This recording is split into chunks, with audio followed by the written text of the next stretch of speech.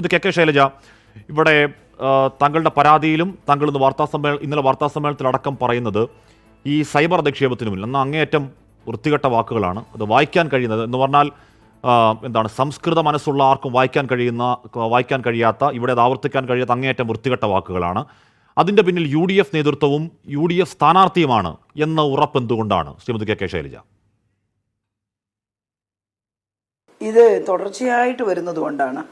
ആദ്യം കുറച്ച് അത്തരത്തിലുള്ള ആക്രമണങ്ങൾ വന്നപ്പോൾ, ആക്രമണം എന്ന് വെച്ചാൽ സ്ത്രീ എന്നുള്ള നിലയിലുള്ള അധിക്ഷേപം മാത്രമല്ല, അതുണ്ട്, അതിൻ്റെ എല്ലാ ചിത്രവും എൻ്റെ അടുത്തുണ്ട്.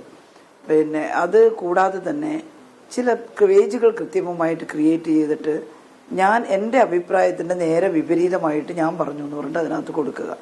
മാതൃഭൂമിയുടെ ഓൺലൈൻ പേജ് ക്രിയേറ്റ് ചെയ്തുകൊണ്ട് ഞാൻ ലവ് ജിഹാദ് ഉണ്ട് എന്ന് കെ ശൈലജ എന്ന് പറഞ്ഞുകൊണ്ട് കൊടുത്തു. അതൊരു വിഭാഗം ആളുകളെ തെറ്റിദ്ധരിപ്പിക്കാനും എനിക്ക് വോട്ട് ചെയ്യാൻ തീരുമാനിച്ചവരെ പിൻവലിപ്പിക്കാൻ സാധിക്കുമോ എന്ന പരീക്ഷണത്തിന്റെ ഭാഗമായിട്ടാണ്. ആളുകൾക്കെല്ലാം ഞാൻ എന്താ പറയുന്നത്, ഞാൻ കുറേ കാലമായിട്ട് ഇത്തരം വിഷയങ്ങളിൽ സംസാരിച്ചുകൊണ്ടിരിക്കുന്ന ഒരാളാണ്. എനിക്ക് വ്യക്തിപരമായിട്ട് അതിനകത്ത് വ്യക്തമായ അഭിപ്രായമുണ്ട്, എൻ്റെ പാർട്ടിക്കും എൻ്റെ മുന്നണിക്കും അഭിപ്രായമുണ്ട്. ആ അഭിപ്രായം എല്ലാം പറയുന്നതാണ്. പക്ഷെ അത് തെറ്റിദ്ധരിപ്പിക്കുന്ന രീതിയിൽ മാതൃഭൂമി അത് നിശ്ചയിച്ചു.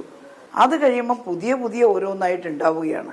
ഇത് ഒന്ന് രണ്ട് വിഷയത്തിൽ പ്രതികരിച്ചു കഴിഞ്ഞാൽ അവരുടെ അണികളെ, അവരുടെ പേജുകളിൽ വരുന്നത്, പേജിന്റെ അഡ്രസ്സ് അത് വ്യാജമാണോ ഫേക്കാണോ ഒറിജിനലാണോ എന്നൊന്നും എനിക്കറിയില്ല, ക്രിയേറ്റ് ചെയ്തതാണോ എന്നറിയില്ല. അത്തരത്തിലുള്ള പേജുകളെ കുറിച്ചൊക്കെ ആദ്യം ഒരു പരാതി കൊടുത്തു, പരാതി സ്വീകരിച്ചിട്ടുണ്ട്. അത് പബ്ലിക്കായിട്ട് പറയും. നമ്മളൊരു പരാതി കൊടുത്താൽ എന്തിനാ പബ്ലിക്കായിട്ട് ഇങ്ങനെ പരാതി കൊടുത്തിട്ടുണ്ടെന്ന് പറയുന്നത്?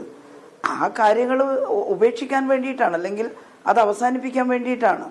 അപ്പോൾ അങ്ങനെ അവർ നിർദ്ദേശം കൊടുത്തിരുന്നെങ്കിൽ ഇപ്പോൾ ചെയ്തിട്ടുള്ള ആരാധനായിട്ടുള്ള ബഹുമാന്യനായിട്ടുള്ള കാന്തപുരം AP അബൂബക്കർ മുസ്ലിയാരുടെ ഒരു പേജ് അത് ക്രിയേറ്റ് ചെയ്തിട്ട് എന്നെ അദ്ദേഹം അധിക്ഷേപിച്ചു എന്ന് പറഞ്ഞിട്ടൊരു വാർത്ത അവർ നിഷേധിച്ചു. അത് അപ്പോൾ ഒന്നിനു പുറകെ ഒന്നായി സ്ത്രീ എന്നുള്ള നിലയിൽ പരിഹസിക്കാൻ മാത്രമല്ല, എൻ്റെ രാഷ്ട്രീയ അഭിപ്രായത്തെ നേരെ വിരുദ്ധമാക്കി തീർത്ത് എന്നോട് അനുഭവമുള്ള ആളുകളെ തെറ്റിദ്ധരിപ്പിക്കാൻ പറ്റുമോ എന്നൊരു ശ്രമം തുടരെ നടത്തുമ്പോൾ അവർ നേതാക്കന്മാർക്ക് പങ്കില്ലെന്ന് ഞാൻ എങ്ങനെ പറയുക? അത് വരുന്നത് മുഴുവൻ ചിലത് സ്ഥാനാർത്ഥിയുടെ പേരുള്ള പേജിലൊക്കെ വന്നിട്ടുണ്ട്. പക്ഷേ അദ്ദേഹത്തിൻ്റെ ഫേക്ക് പേജാണോ എന്നൊന്നും എനിക്കറിയില്ല. പക്ഷെ അങ്ങനെ വന്നിട്ടുണ്ട്, അതിനെ നിഷേധിച്ചിട്ടില്ല അവരാരും. അത് തെറ്റിപ്പോയി എന്നവർ പറയുന്നില്ല. അപ്പോൾ അതുകൊണ്ടാണ് നേതൃത്വത്തിന് അതിനകത്ത് ഇപ്പൊ ടീച്ചർ പരാതി കൊടുത്താലും പറഞ്ഞു. അത് പരാതി കൊടുത്ത് 25-ാം തീയതിയാണ്, എൻ്റെ ഓർമ്മ 27-ാം തീയതി പരാതി കൊടുത്തതാണ്. അത് മുഖ്യമന്ത്രിക്കടക്കം DGPക്കടക്കം ജില്ലാ കളക്ടറടക്കം അതിന് കോപ്പി വെച്ചതാണ്. അതിൽ ഈ പറയുന്ന മോർഫിങ്ങിൻ്റെ കാര്യവും ഈ പറയുന്ന വ്യാജപ്രചരണങ്ങളുടെ കാര്യമൊക്കെ 1, 2, 3 എന്നിങ്ങനെ അക്കമിട്ട് കൊടുത്തതാണ്. ഇപ്പോൾ ദിവസം എത്രയായി? ഈ ദിവസങ്ങൾ ഇപ്പോൾ ന്യൂമാഹിയിലെ ആ ലീഗ് പ്രവർത്തകനെതിരെ കേസെടുക്കുന്നത് മോർഫിംഗ് ഒന്നും അല്ല, എന്താണ്, മറ്റൊരു ജിഹാദി എന്ന രീതിയിൽ ചിത്രീകരിക്കാൻ ഒരു വ്യാജവാർത്ത പങ്കുവച്ചു. അതിൻ്റെ ക്രിയേറ്ററും അയാളല്ല, അത് പങ്കുവച്ചു എന്ന രീതിയിലാണ് FIR. അപ്പോൾ പോലീസിൻ്റെ ഒരു ഇനാക്ഷൻ ഇതിൽ കാരണമാകുന്നു എന്ന് ഇന്ന് കെ രമ പറയുകയാണ്. കെ രമയ്ക്ക് സമാന അനുഭവങ്ങളുണ്ടെന്ന് പറയുകയാണ്.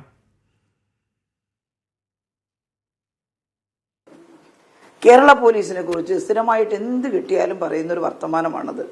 രമയോട് എനിക്ക് യാതൊരു പരിഭവമില്ല. ഞാൻ ഇപ്പം എൻ്റെ മുന്നണിയിലും പാർട്ടിയിലും ഉള്ള വനിതാ MLA-മാരോട് എങ്ങനെയാണോ അതുപോലെയാണ് രമയോടും ഉമയോടും ഒക്കെ ഇതുവരെ പെരുമാറിയിട്ടുള്ളത്. ഇനിയും അതിന് മാറ്റം വരുത്താൻ ഞാൻ ഉദ്ദേശിക്കുന്നില്ല. പക്ഷെ പറയുമ്പോൾ കാര്യങ്ങൾ വ്യക്തമായിട്ട് പറയണം. കേരള പോലീസിന്റെ പ്രവർത്തനത്തെക്കുറിച്ച് നോക്കൂ, എത്ര പ്രമാദമായ കേസുകൾ, അത് എത്ര സമർത്ഥമായിട്ട് കേരള പോലീസ് അതിൽ കുറ്റവാളികളെ അറസ്റ്റ് ചെയ്തു. പോലീസിനെ അടച്ചാക്ഷേപിക്കുമ്പോൾ അവരുടെ എല്ലാ കുടുംബത്തിനും പോലീസിൽ ചേർന്ന് പ്രവർത്തിക്കുന്ന ആളുകളുണ്ടാകും. കേരള പോലീസിനെ മറ്റുള്ളവർ ബഹുമാനത്തോടെ കാണുകയാണ്. ഏതെങ്കിലും 1, 2 കേസുകളിൽ കുറ്റവാളികളെ കിട്ടാൻ കുറച്ച് ദിവസം താമസിക്കുമ്പോൾ തന്നെ കേരള പോലീസ് ആകെ മോശം. എന്നാൽ കുറ്റവാളികളെ പെട്ടെന്ന് അറസ്റ്റ് ചെയ്യുമ്പോൾ സമൂഹമാകെ കേരള പോലീസിനെ അഭിനന്ദിക്കുമ്പോൾ ഇവരാരും കേരള പോലീസിനെ അഭിനന്ദിക്കുന്നില്ല. ഞാനൊക്കെ വനിതാ സംഘടനയുടെ പ്രവർത്തകയാണ്. എത്രയോ വിഷയങ്ങൾ മറ്റുള്ളവരെ ഇതുപോലെ സൈബർ ബുള്ളിയിങ് നടത്തിയത്, അതുപോലെ വലിയ തോതിൽ സ്ത്രീകളെ അവമതിച്ചുകൊണ്ട് പെരുമാറി, അതിനെക്കുറിച്ചൊക്കെ കേസ് കൊടുത്തപ്പോൾ കുറ്റവാളികൾക്കെതിരെ നടപടിയെടുക്കാൻ കേരള പോലീസ് പലപ്പോഴും മുന്നോട്ട് വന്നിട്ടുണ്ട്. അപൂർവം ഏതെങ്കിലും ഒരു കേസിൽ പ്രതിയെ കിട്ടാതായിട്ടുണ്ടോ എനിക്കറിയില്ല. ഈ കേസിൽ തെരഞ്ഞെടുപ്പ് കാലമാണ്. ഇപ്പൊ കേരള പോലീസ് പോലും തെരഞ്ഞെടുപ്പ് കമ്മീഷണറുടെ മേൽനോട്ടത്തിലാണ് ഈ കാര്യങ്ങളെല്ലാം ഇപ്പൊ നടക്കുന്നത്. തെരഞ്ഞെടുപ്പ് പ്രഖ്യാപിച്ചു കഴിഞ്ഞാൽ വരണാധികാരിയും തെരഞ്ഞെടുപ്പ് കമ്മീഷണറുമാണ് വളരെ പ്രധാനമായിട്ട് വരുന്നത്. കമ്മീഷണർക്ക് പരാതി കൊടുത്തിട്ടുണ്ട്. ചില കേസുകളിൽ പരാതി അനുസരിച്ച് കേസെടുത്തിട്ടുണ്ട്. അല്ലാതെ ഞങ്ങൾ ആരെങ്കിലും ഇത് എന്തോ ഒരു വലിയ അങ്ങനെ ഒരു ക്രിമിനൽ നടപടിക്രമങ്ങൾ ചടപട എന്നുള്ള ഒരു പരിപാടിയല്ല ഉദ്ദേശിക്കുന്നത്. നടപടി എടുക്കണം, കണ്ടെത്തണം ഇതാരാണ് ഇതിന്റെ പിന്നിൽ എന്നുള്ളത് കണ്ടെത്തി സൈബർ ലോകം എന്താണോ അനുശാസിക്കുന്നത് അതിനനുസരിച്ച് നടപടി ഉണ്ടാകണം. ടീച്ചറിന് ഇന്നലത്തെ ആ വാർത്താ സമ്മേളനം കേൾക്കുമ്പോൾ വലിയ വേദനയുണ്ട്, വലിയ സങ്കടം തോന്നുന്നുണ്ടായിരുന്നു. അപ്പോൾ ടീച്ചർ പറയുന്നുണ്ടായിരുന്നു, ഞാൻ പല തെരഞ്ഞെടുപ്പുകൾ മത്സരിച്ചു, ഇതിലും സീനിയർ നേതാക്കൾക്കെതിരെ മത്സരിച്ചു, അന്നൊന്നും ഉണ്ടാവാത്ത വിധമുള്ള വല്ലാത്ത മുനവെച്ച വല്ലാത്ത ആ സൈബർ അധിക്ഷേപം ഉണ്ടാവുമെന്ന് പറയുന്നു. വലിയ സങ്കടവും വേദനയുമാണ് ടീച്ചർക്ക് അങ്ങനെ വന്നു എന്ന് പറയേണ്ടി വരുന്നത്. അത് പക്ഷേ ടീച്ചറുടെ മാത്രം അനുഭവമല്ല, അതിനു മുൻപ് ഒരുപാട് ഉണ്ടായിട്ടുണ്ട്. ഈ പറയുന്ന ആ വടകര തന്നെ ടീച്ചറിൻ്റെ സുഹൃത്ത് ആ കെ രമയ്ക്കടക്കം ഇത്രയുമോ ഇതിനപ്പുറമോ വൃത്തികേടുകൾ നേരിടേണ്ടി വന്നിട്ടുള്ള ആളാണ്. രമ്യ ഹരിദാസ് ആവട്ടെ, ഉമ്മൻചാണ്ടിയുടെ മകളാവട്ടെ, ഹരിതാബാബു ആവട്ടെ, അങ്ങനെ ഒരു സെറ്റ് ഓഫ് സ്ത്രീകൾ അപ്പുറത്തെ രാഷ്ട്രീയ പാർട്ടിയിലും നേരിട്ടതാണിതൊക്കെ.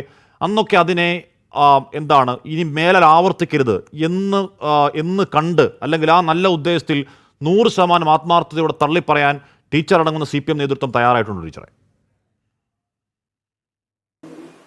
എല്ലാവരും അത് അത്തരത്തിലുള്ള, ഞങ്ങൾ ഒരിക്കലും സ്ത്രീകൾക്കെതിരായിട്ട് എന്തെങ്കിലും ഒരു പരാമർശം എവിടുന്നെങ്കിലും ഉണ്ടായാൽ CPMന്റെ ആരും അതിനെ ന്യായീകരിക്കാറില്ല.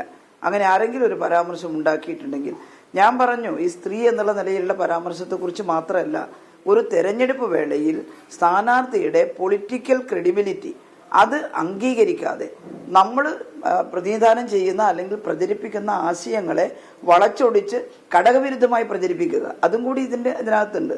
സ്ത്രീകളെ ആക്ഷേപിക്കുമ്പോഴൊക്കെ ശക്തമായി അസംബ്ലിയിൽ തന്നെ നിങ്ങൾക്കറിയാലോ, അവിടെ സ്ത്രീകളെ അവമാനിക്കുന്ന ഒരു സ്റ്റേറ്റ്മെന്റ് ഉണ്ടായത്. പറഞ്ഞയാൾക്കത് സ്ത്രീകളെ അവമതിക്കാനാണോ പറഞ്ഞതെന്ന് എനിക്കറിയില്ല, പക്ഷേ അതൊരു പെണ്ണുങ്ങളെ പോലെയല്ല ആണുങ്ങളെ പോലെ എന്നെല്ലാം പരാമർശിച്ചപ്പോൾ പെണ്ണിനെന്താ കുഴപ്പമെന്ന് ഞാൻ അസംബ്ലിയിൽ ചോദിച്ചിട്ടുണ്ട്. ഞങ്ങളെല്ലാം സ്ത്രീകളെ അവമാനിക്കുന്നവർക്കൊന്നും കൂട്ടുനിന്നിട്ടില്ല ഇതുവരെ. ഇനി ടീച്ചർ വലിയ തിരക്കിലാണ്, പ്രചരണ തിരക്കിലാണ്. അതിനിടയിൽ അല്പസമയമാണെങ്കിൽ കൂടിയും ചർച്ചയിൽ പങ്കെടുത്തതിന് നന്ദി.